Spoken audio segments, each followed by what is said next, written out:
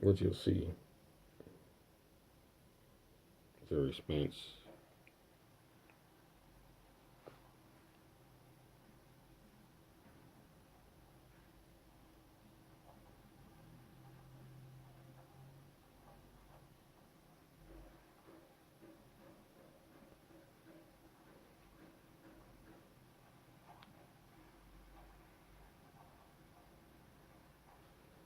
Attorney Johnny Cochran. You'll see that there's internet.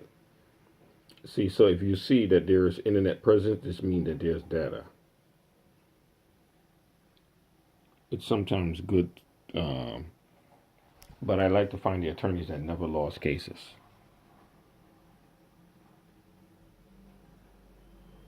Um, from Shreveport, from Louisiana. Brian told me.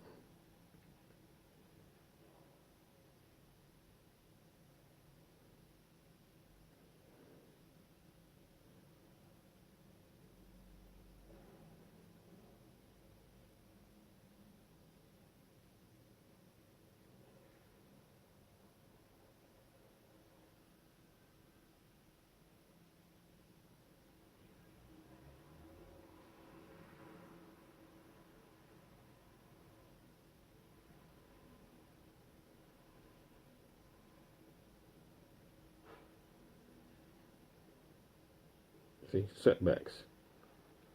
But there are other lawyers that didn't have any setbacks, um, like Attorney Jerry Spence. Yeah, they didn't have any setbacks. So I've been trying to get in touch with these people. There's another one named Attorney Michelle Roberts. Cochran firm, I've personally walked in there and been there. As far as what civil rights do I have? And like I told you, the ignominy visited upon me by secret operations is unbelievable. It's unprecedented. Um,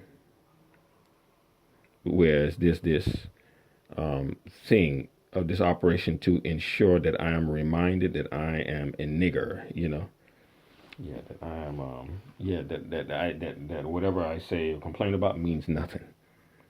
But that's not done. See, and then she went to the basketball of the National Basketball Players Association. You see what I'm saying? Before that, she was a part of a law firm.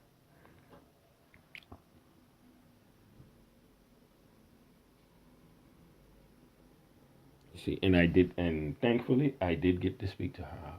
Yeah, I did get to talk to her. I talked to her two times, twice, and I talked to her twice, two times, and people, my communications even back then were being surveilled. Back then, they were being targeted when I was trying to reach out for help. I told you that it was removed from the internet. It was called Strategic World Simulation done at the Naval Postgraduate Academy in Monterey, but formulated by an Indian postdoctorate graduate or something. Analysis, Strategic World Simulation, something like that. How you can target and circumscribe an adversary or an enemy or a suspect, people trying to reach out for help and their tiers of relationships and cut those off. I had studied and read it. I had read it in depth. It was something done for the Naval Postgraduate Academy out of Monterey, which I've passed many times, in which some Muslims are involved with it who go to the Monterey, actually, the masjid, what they call Seaside, in Seaside, California. There are some Muslims even prohibited and banned. They don't even want anything to do with me. They don't. Nope. They don't want nothing to do with me, man. You see what I'm saying? So there is this modicum of evil that I will be living like this for the rest of my life, and they will make sure that I live like this for the rest of my life. You see what I'm saying? Yeah, that I won't be able to come out of this situation.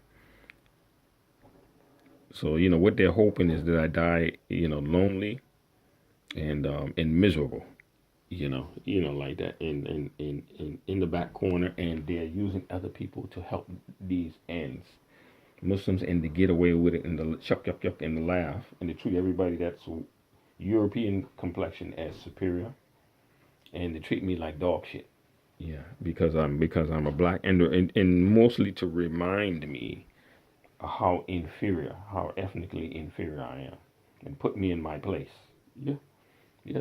They think that the Muslims are variant groups of Muslims are a part of something like that. Very, very ugly. So I'm going to show you last seen today. But last seen today is 0757 0700. When did I last send her a greeting? At 0346. Is there any way to communicate? That was last night. This is today. No response from this person. Yeah. No response. And this is an American Muslim that talk all of this talk. And I'm saying either one, she heard something bad about me. Two, her children disapproved of me. Or three, she's a spy. And did some research with the U.S. government. See, last at 0816. Sure. He replies tersely. And then, thanks, Adam. I will call him after 10 a.m., which is after 5 o'clock p.m. here. Tomorrow, which is now today. Today being Thursday, June the 27th. Replied just after I informed him of your permission to contact him, inshallah. Now I will try to do the same with the attorney in Long Beach, inshallah. Because I have no marital family. I have no support. I have no spread network of people that care about me. I had to do everything by myself. 044, so he read it 0816. But again, no reply. This means like the diminished relationship, like when you are a beggar and you need something and you're not a big person, there's no vigorous reply to you. It's kind of like, oh, you need something. It's like, ugh. I don't have to reply to somebody.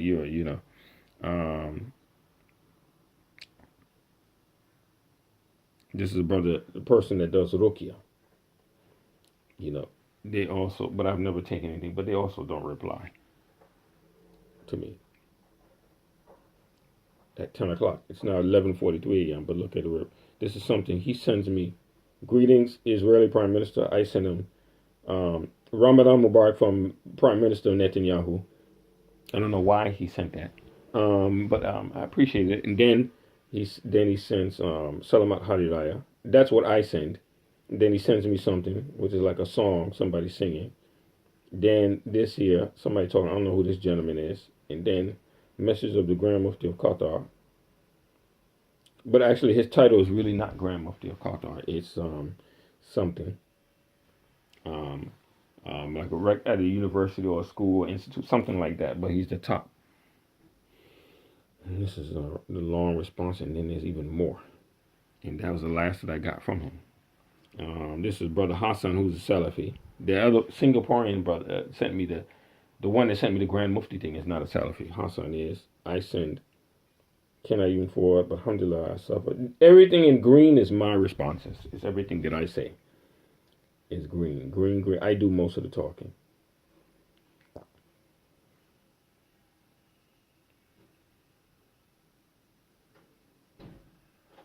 Oh, no. That's an imam in Modesto who I owe money. Yeah, this is Brother Hassan. This is the Salafi.